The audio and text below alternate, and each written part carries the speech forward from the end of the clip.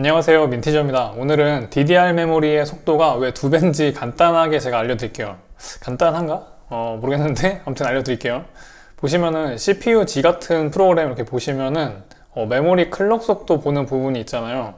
여기 보시면은 이쪽 D램 프리퀀시에 항상 실제 메모리 클럭의 반만 나오거든요. 참고로 이게 실제로 제가 쓰는 컴퓨터 찍은 건데, 제 컴퓨터 메모리 클럭은 실제로는 6800MHz예요 그런데 이거 뭔가 좀 왜 이렇게 나오는지 궁금하다고 생각하신 분들 계실 거예요. 그런데 이게 왜 이런지 설명해 주는 곳이 좀 별로 없고, 그냥 2배 곱해서 하면 됩니다, 이렇게만 얘기들을 많이 들어보셨을 텐데, 오늘 제가 이게 왜 이런 건지를 알려드릴게요. 그래서 먼저 D램이 뭔지에 대해서 제가 간략하게 설명을 좀 드려야 되는데, 우리나라가 반도체 강국이 된 이유 중에 하나가 이제 D램 때문이거든요.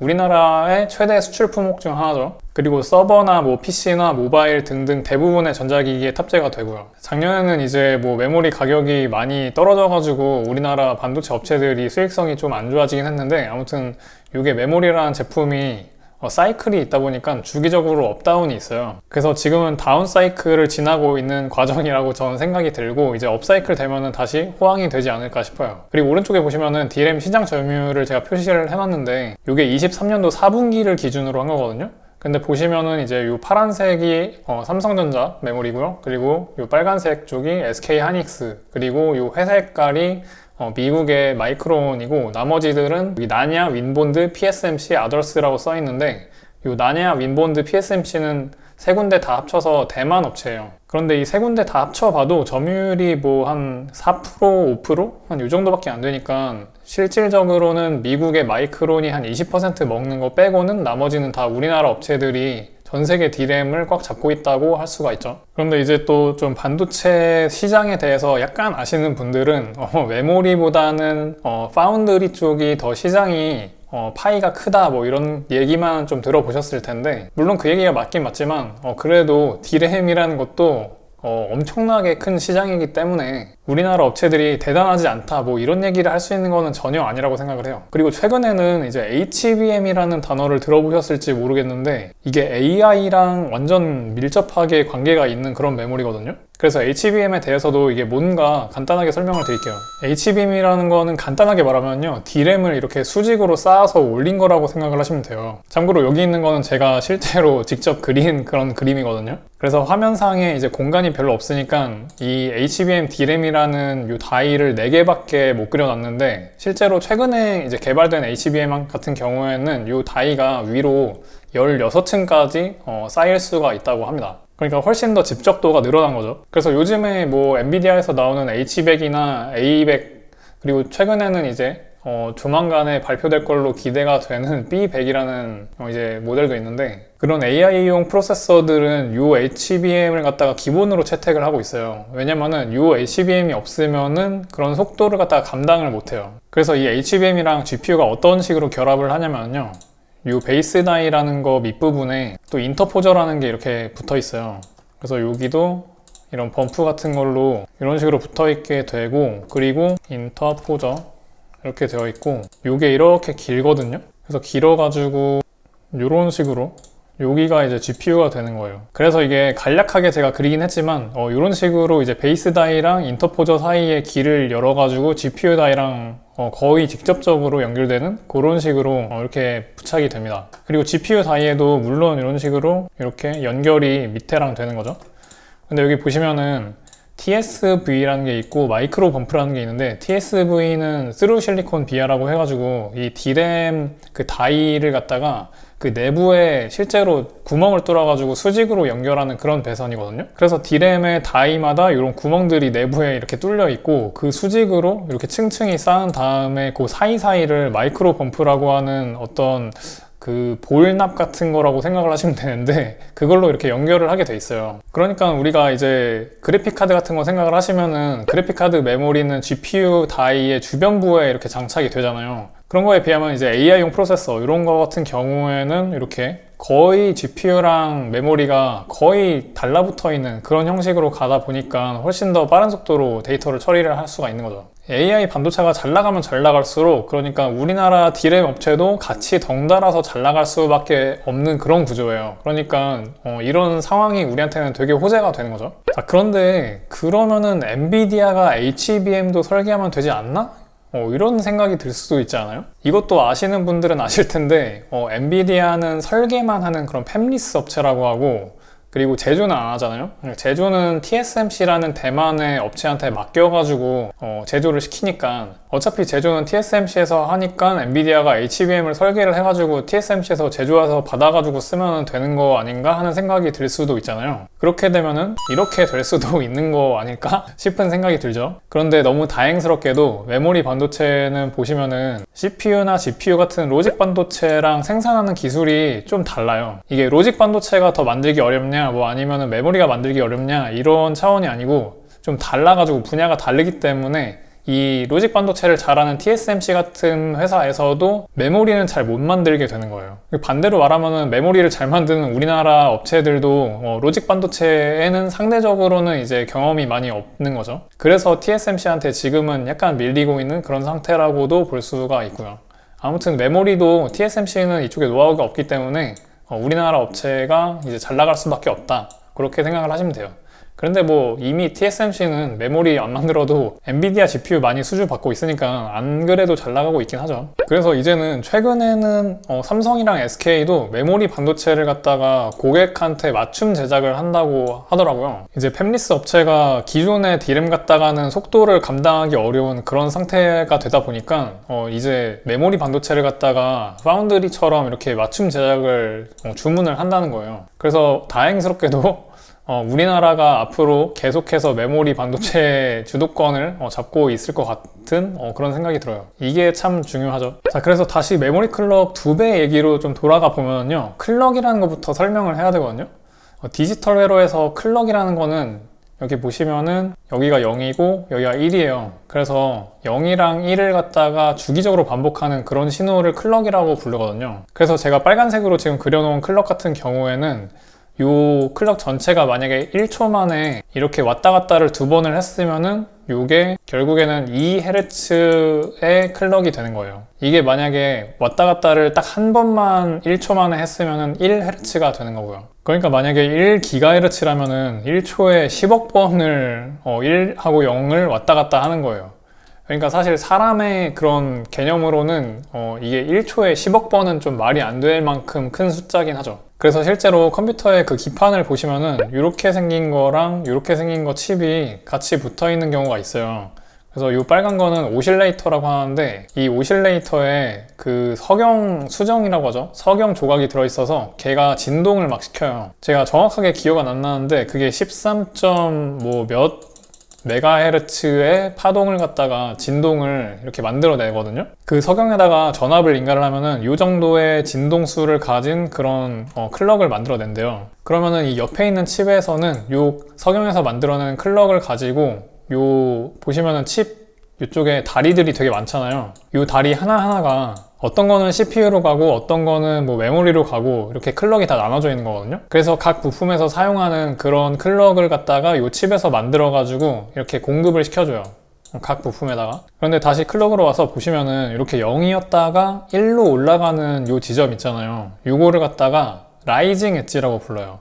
라이징 엣지. 그리고 1이었다가 다시 0으로 가는 이 지점을 갖다가 폴링 엣지라고 불러요. 그래서 라이징 엣지라는 거랑 이렇게 폴링 엣지라는 게 있는데 이 신호의 상태가 바뀌는 지점을 갖다가 이제 엣지라고 부르는 거죠. 그리고 많은 디지털 회로에서는 이 클럭의 엣지에 맞춰가지고 그 모든 부품들이 작동을 하거든요. 그런 식으로 엣지에 맞춰가지고 명령이 처리가 되는 그거를 동기 회로라고 불러요. 그런데 그 회로마다 뭐 사용하는 엣지가 다를 수는 있는데요. 일반적으로는 이 라이징 엣지에 맞춰가지고 작동을 해요. 그래서 모든 IP 부품들이 이렇게 타이밍을 딱딱 맞춰가지고 동시에 작동을 해야지 이 컴퓨터 전체 시스템이 정상적으로 작동을 할 수가 있어요. 왜냐면은 어떤 부품은 뭐 어떤 타이밍에 맞춰가지고 작동을 하고, 또 어떤 다른 부품은 다른 타이밍에 맞춰서 작동을 하면은 이게 신호가 완전 어그러지면서 이게 작동이 전혀 안 되는 거죠.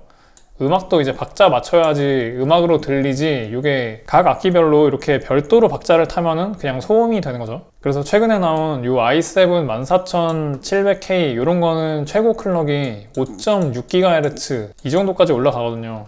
그런데 5.6GHz면은 초당 56억 번을 작동을 하는 거예요. 그러니까 뭐 진짜 미쳤죠. 그래서 제가 CPU 같은 거는 아닌데 간단한 회로를 그려놓고 어떤 식으로 얘가 동작을 하는지 알려드리려고 이렇게 그려봤거든요. 그래서 여기 보실 때 이렇게 네모칸으로 빨간색 박스를 쳐놓고 요거를 갖다가 칩으로 부르는 거예요. 그럼 칩 내부에서는 입력을 A랑 B로 받고 그리고 출력을 Z로 하는 그런 칩인 거죠.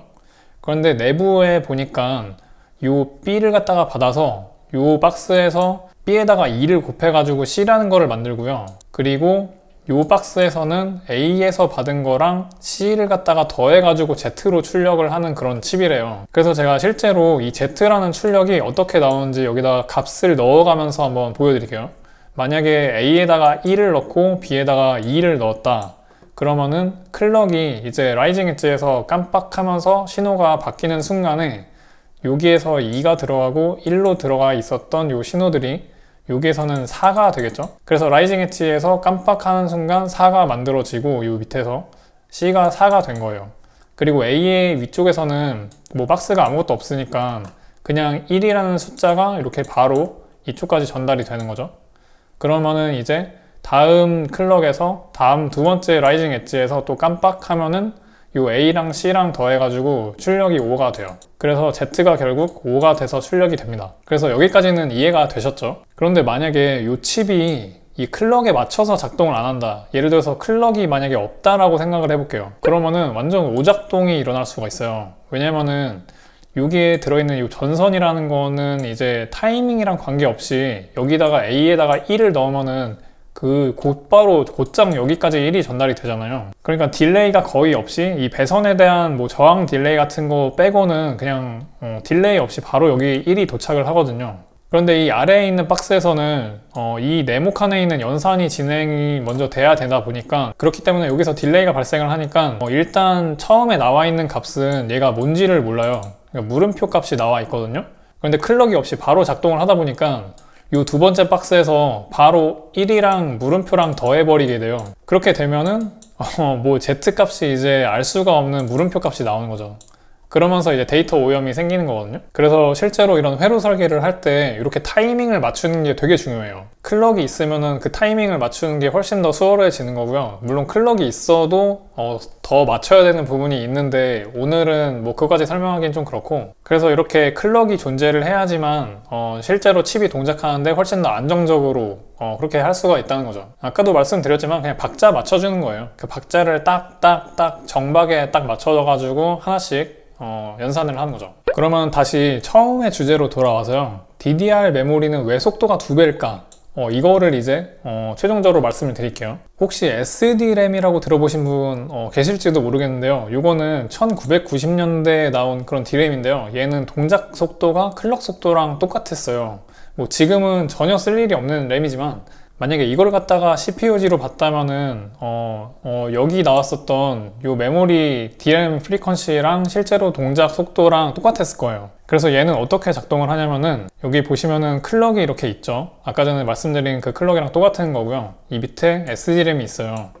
그래서 얘는 클럭의 라이징 엣지에 딱딱 맞춰가지고 메모리가 한 번씩 딱딱 작동을 하는 거예요. 그래서 라이징 엣지에 한 번 딱 했을 때 메모리 한 번 작동을 하고, 그리고 다음 라이징 엣지 때 또 다시 한번 메모리가 작동을 하는 거죠. 사실 여기 있는 이 메모리 작동이라는 거는 정말 아무것도 모르는 사람을 대상으로 설명을 하기 위해서 이렇게 메모리 작동이라는 단어로 써놨지만 실제로는 약간 다른 과정을 거치기는 해요. 조금 더 복잡한 그런 과정이 있어요. 아무튼 이렇게 메모리가 작동하는 그런 타이밍이 라이징 엣지에 맞춰가지고 딱딱 작동을 하다 보니까 당연히 클럭 속도가 똑같죠. 그런데 DDR 메모리는 작동을 신기하게 해요. 바로 이렇게 합니다. 그래서 딱 보시면은 이런 식으로 작동을 하는 게 이제 DDR 메모리가 돼요. 이 DDR 메모리라는 요 놈은요, SDRAM이랑 다르게 이 내려오는 폴링 엣지에서도 작동을 또 한 번 해요. 그러니까 라이징 엣지에서도 이제 작동을 하고 폴링 엣지에서도 또 작동을 해요. 그러니까 같은 클럭에서도 작동을 2번씩 한다는 거예요. 그러니까 이렇게 하면은 당연히 클럭 속도 대비해서 이제 작동 속도가 2배 빨라지겠죠. 그래서 이게 바로 DDR 메모리 속도가 클럭 속도에다 곱하기 2를 해야 되는 그런 이유예요. 그래서 비밀이 이제 풀렸죠. 그런데 DDR 메모리도 이제 세대별로 따로따로 있잖아요. 그래서 그 세대별로 어떤 차이가 있는지 대략적으로 한번 알아보도록 하겠습니다. 일단 SDRAM이랑 DDR1이죠. DDR 메모리는 이렇게 방금 전에 보여드린 것처럼 작동 방식이 이렇고요. DDR2의 작동 방식을 보여드리면은 이렇게 되거든요. DDR2가 이제 DDR1 대비해가지고 가장 크게 차이가 나는 부분이라고 하면요. 요게 2EA라고 써져 있잖아요. 2EA. 요게 붙는다는 거예요. 이게 뭐냐면은 간단하게 말씀을 드리자면은 메모리셀 2개를 병렬화를 해서 데이터를 한 번에 2개씩 보내는 거예요. 말하고 나니까 더 어렵게 말한 것 같기도 한데 설명을 드릴게요. 쉽게 말해서 저희가 하드디스크나 뭐 SSD 같은 걸 예로 들면은요, SSD 같은 거를 레이드를 할 수가 있잖아요. 그래서 이렇게 레이드 만약에 제로로 묶었다, 레이드 제로, 그럼 SSD 0번이랑 SSD 1번에다가 각각 데이터를 한 번에 양쪽에 나눠서 보내는 거잖아요. 그래서 이쪽 SSD 2개가 데이터를 나눠서 같이 저장을 하기 때문에 속도가 2배가 되는 거죠. 그거랑 이 DDR2 메모리의 작동 방식이 거의 유사하다고 보시면 돼요. 뭐 예를 들어 가지고요, 데이터를 갖다가 10을 보내야 되는 어떤 작업이 있다고 생각을 해볼게요. 그리고 그 10을 보내는데 1 보낼 때마다 1초씩 만약에 시간이 들어간다 라고 할 때 이 레이드 개념을 적용을 안 했으면은 요 10이라는 데이터를 요 메모리 10을 갖다가 넣을 때 토탈 해가지고 10초가 걸리겠죠. 하나 갈 때마다 1초씩 걸리니까 토탈 하면 10초가 걸리는 게 맞잖아요. 그런데 이런 레이드 개념을 갖다가 메모리에다가 적용을 시키면은 이렇게 2개의 셀을 갖다가 동시에 작동을 시키게 되는 거거든요. 그래서 10을 갖다가 보내는데 이렇게 나눠서 여기다가 1 보내고 여기다가도 1 보내가지고 각각 1 들어가고 또 다음번에 1 해가지고 여기 또 2 이렇게 되고, 그래서 토탈 10까지 되는데 5초만 걸린다는 거예요. 그러니까 뭐 최종적으로 10초 걸릴 게 5초가 됐으니까 성능이 2배가 된 게 맞죠. 그렇게 메모리셀 2개에다가 한 번에 데이터를 읽고 쓰게 만들어 가지고 DDR 메모리보다 속도를 2배 더 올린 게 DDR2 메모리라고 보시면 됩니다. 그거를 제가 이렇게 2개 EA 이렇게 써놓은 거예요. 그러면은 이제 DDR3는 그렇죠, 똑같은 개념을 사용을 해가지고 이번에는 메모리 셀을 4개씩 묶어가지고 레이드를 적용을 한 거예요. 그래서 이렇게 DDR3로 갈 때 또 속도가 곱하기 2배가 됩니다. 그러면은 이제 DDR4도 똑같아요. 또 2배를 만든 거예요. 이번에는 8개의 메모리 셀을 한꺼번에 묶어가지고 사용을 하는데요. 그런데 DDR4에는 뱅크라는 개념을 도입을 해서 이제 메모리 셀을 한 번에 8개를 다 묶는 건 아니고요. 4개를 묶은 거를 갖다가 또 2개를 묶었어요. 그래서 이것도 뭐 레이드로 굳이 비유를 하자면은 레이드 00라고 해야 되나? 한 번 제로로 묶고 또 제로로 묶었으니까 뭐 레이드 10 뭐 이런 거 있잖아요. 그런 거랑 비슷한 느낌이죠. 그래서 이런 식으로 메모리 셀을 병렬 연결을 이렇게 계속 하면서 발전을 시키는 방향이 D램의 발전 방향이라고 보시면 될 것 같아요. 그리고 이거를 약간 어려운 말로 프리패치라고 합니다. 그래서 실제로 메모리 셀의 실제 동작 속도보다는 이 인터페이스의 동작 속도가 더 중요해지는 그런 개념이 됐어요. 그래서 이런 이유 때문에 메모리의 동작 속도 단위를 막 지금 혼용해서 쓰는 그런 느낌이긴 한데 몇 메가헤르츠 이렇게 부르잖아요. 예를 들어서 뭐 3200메가헤르츠다 이런 식으로 부르게 되는데, 실제로는 이렇게 하는 것보다는 메가 트랜스퍼 세컨드라고 부르는 게 더 정확한 그런 표현 방법인 것 같아요. 그러니까 초당 얼마나 데이터가 이동을 했냐 이렇게 부르는 게 더 합당한 거죠. 사실 제가 이런 내용에다가 추가로 메모리 셀이 뭔지에 대해서도 넣을 계획이었는데 반도체 소자까지도 건드리게 되면은 영상이 좀 너무 길어질 것 같아가지고요. 일단은 여기서 끊고 만약에 영상 반응이 좀 좋다 싶으면은 다음에 또 한번 다시 만들어 보겠습니다. 그때는 이제 실제로 메모리 셀이 모스펫 하나랑 커패시터 하나로 이렇게 연결이 되어 있는 그런 실제 전자현미경 사진까지 보면서 같이 말씀을 드릴게요. 그래서 오늘의 결론은 한 90% 졸고 있으려나?